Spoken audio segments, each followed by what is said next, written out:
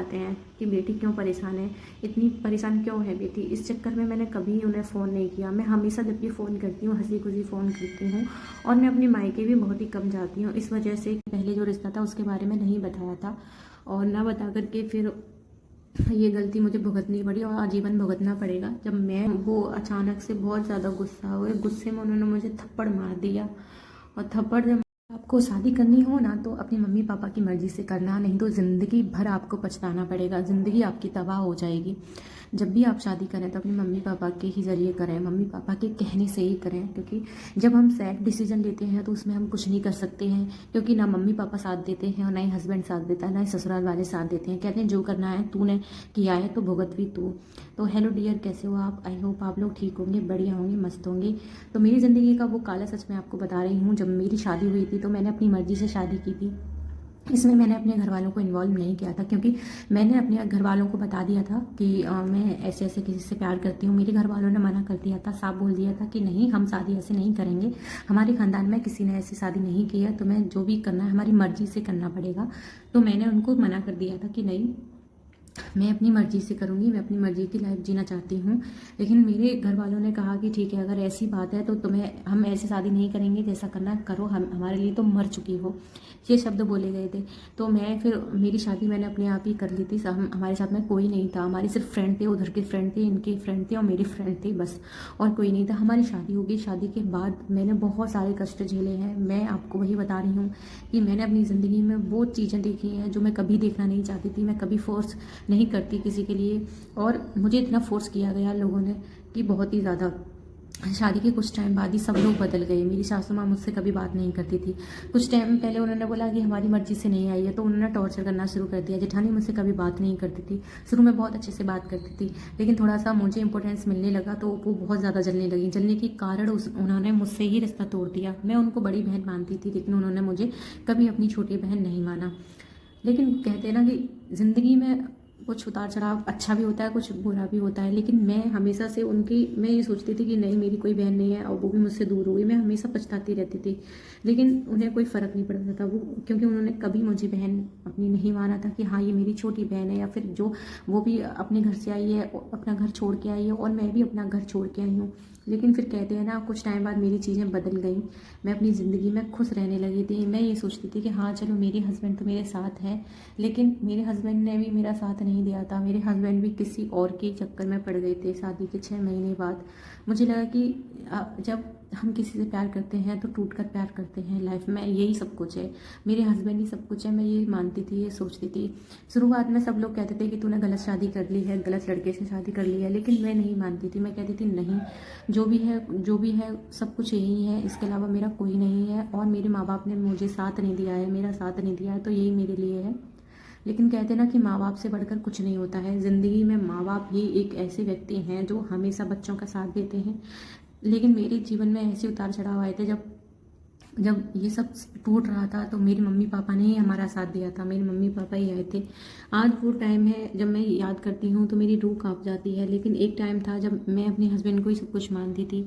लेकिन हाँ, आज मैं अपनी ज़िंदगी में खुश हूँ, ऐसी बात नहीं है, मैं अपने हस्बैंड के साथ खुश हूँ। लेकिन वो जो जिनसे मैंने प्यार किया था वो मेरे लायक कभी थे ही नहीं। आज मैं वो कड़वा सच बता रही हूँ, जब मैंने दूसरी शादी की। हाँ, मैंने दूसरी शादी की है। पहली शादी मेरी ढंग से चली नहीं थी। मेरे हस्बैंड का चक्कर 6 महीने बाद ही किसी और से हो गया था। लेकिन ये बात मैं कभी यूट्यूब पे नहीं बोलना चाहती थी, आज मैं बोल रही हूँ, क्योंकि आप लोग बहुत ज़्यादा वैसे कमेंट करते हो। आज मेरी लाइफ में ना तो मैं फर्स्ट शादी मेरी ठीक थी और ना ही ये शादी ठीक है। चाहे कहते हैं ना कि माँ बाप भी अंदर क्या है लड़के के वो कोई नहीं देख सकता, अंदर क्या वो सोचता है कोई नहीं। जब पहले मेरे माँ बाप ने एक गलती कर दी थी कि जब रिश्ता तय हुआ था तो मेरे माँ बाप ने ये वाले रिश्ते के, वो अचानक से बहुत ज़्यादा गुस्सा हुए, गुस्से में उन्होंने मुझे थप्पड़ मार दिया। और पहले जो रिश्ता था उसके बारे में नहीं बताया था, और ना बता करके फिर ये गलती मुझे भुगतनी पड़ी और आजीवन भुगतना पड़ेगा। जब मुझे ये एहसास हुआ कि मेरे हस्बैंड को कुछ ना कुछ शक है मुझ पे, तो मैंने उनको बोला कि क्या हुआ, ऐसे आप मुझसे बात क्यों नहीं करते हैं। तो मेरे हस्बैंड ने बोला कि क्या तुम्हारी पहले शादी हो चुकी है? मैंने बोला हाँ, मेरी शादी हो चुकी है पहले। तो उन्होंने बोला कि तुमने पहले क्यों नहीं बताया, तुम्हारे माँ बाप ने मुझे सच नहीं बताया? मैंने कहा नहीं, उन्होंने बताया होगा, इस बारे में मुझे नहीं पता। और ना ही मेरी इस बारे में कोई बात नहीं हुई। इस बात को मारा तो मैं ऐसे ही रह गई कि ऐसा कोई व्यक्ति कैसे कर सकता है, थप्पड़ क्यों मारा इन्होंने। लेकिन मैं समझ ही नहीं पाई थी कि एक गुस्सा होता है ना, एक झूठ का गुस्सा, वो बहुत ज़्यादा बुरा होता है। मैंने अपनी मम्मी को फ़ोन किया, मैंने कहा मम्मी इन्होंने ऐसे थप्पड़ मारा है और ये बोल रहे हैं कि शादी के बारे में माँ बाप ने कुछ नहीं बताया था। मम्मी ने मेरी ने पापा को बताया और फिर उसके बाद में दोनों मम्मी और पापा दोनों आए और उनको बैठ के समझाया कि बेटा ऐसी कोई बात नहीं है, हमने इसलिए छुपाया था कि शायद हमारी बेटी का जीवन खराब ना हो जाए और हमारी बेटी की ज़िंदगी पूरी तरह से शायद बर्बाद हो जाए और कोई शादी भी ना करे ये जान के, इसलिए मैंने नहीं बताया। लेकिन मेरे हस्बैंड का गुस्सा बहुत ज़्यादा चढ़ चुका था। उन्होंने बोला नहीं, तुम्हें सच बताना चाहिए था, तुमने सच क्यों नहीं बताया।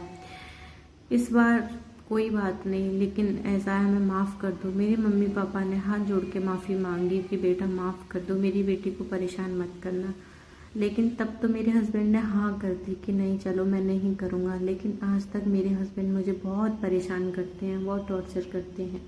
लेकिन मैं कभी ये बात ना मम्मी को बता पाई ना पापा को बताई। बस वो लास्ट बात थी जब मैंने अपनी मम्मी को पापा को फ़ोन किया था, उस दिन के बाद मैंने कभी नहीं बताया। क्योंकि माँ बाप बहुत ज़्यादा परेशान हो जाते हैं कि बेटी क्यों परेशान है, इतनी परेशान क्यों है बेटी। इस चक्कर में मैंने कभी उन्हें फ़ोन नहीं किया। मैं हमेशा जब भी फ़ोन करती हूँ हंसी खुशी फ़ोन करती हूँ और मैं अपनी मायके भी बहुत ही कम जाती हूँ। इस वजह से मुझे भेजा भी कम जाता है। तो ये मेरी लाइफ का बहुत कड़वा सच है जो मैं आप लोगों को बता रही हूँ। मैंने कभी किसी को नहीं बताया। मैं अपने दिल में ये बस बंद करके रखना चाहती थी। लेकिन आप लोग मेरी फैमिली हो, आप बहुत सपोर्ट करती हैं। बहुत एक यूट्यूबर है जो बहुत ही ज़्यादा प्यारी है, उसके लिए मैंने ये कहानी बताई है। मैंने अपनी ज़िंदगी की वो कहानी जो मैं कभी किसी को नहीं बताना चाहती थी। तो डियर, अपनी ज़िंदगी में मैं हमेशा खुश रहती हूँ, हमेशा वो दुख भुलाना चाहती हूँ जो मेरे अंदर है। मैं कभी भी अपनी शक्ल पे भी ये आने नहीं देना चाहती कि मैं दुखी हूँ या मैं परेशान हूँ। मैं हमेशा से खुश रहना चाहती हूँ अपनी ज़िंदगी में, सबको खुशी देना चाहती हूँ। जितना मुझसे हो पड़ता है मैं वो सब करती हूँ। मैं बस इतना चाहती हूँ कि मैं जो करना चाहती हूँ बस वो मुझे मिल जाए और अपनी बेटी को मैं अच्छे से खुश रखूँ, अपनी फैमिली में सबको खुश रखूँ। और मुझे क्या चाहिए। ये कहानी बहुत ही ज़्यादा लंबी है, बहुत ही ज़्यादा आपको बहुत ज़्यादा रुला देगी, लेकिन यही एक सच था। मेरी लाइफ में बहुत सारी उसके बाद भी बहुत ज़्यादा मुझ पे क्या क्या बीता है मैं आपको कभी बताऊंगी। क्योंकि कहते हैं ना कि ज़्यादा कुछ बोलने से कोई फ़ायदा नहीं होता है। और फ्रेंड्स, वीडियो भी बहुत ज़्यादा लेंथी हो जाएगी, इस चक्कर में आपको ज़्यादा नहीं कुछ बता सकती। तो आप जब मुझसे पूछती हैं कि आपके हस्बैंड कहाँ हैं, तो अब आपको पता चल गया होगा कि मेरे हस्बैंड कहाँ हैं, कैसे रहते हैं डियर। मैं हमेशा से बस बताना नहीं चाहती थी, सो आज मैंने बता दिए हैं। तो चलिए फ्रेंड, मिलते हैं फिर नेक्स्ट वीडियो में। तब तक के लिए नमस्ते, बाय बाय। और आप प्लीज़ मेरे चैनल को सब्सक्राइब करना, लाइक शेयर करना, प्लीज़ आपसे रिक्वेस्ट है मेरी। चलिए मिलते हैं नेक्स्ट वीडियो में, बाय बाय।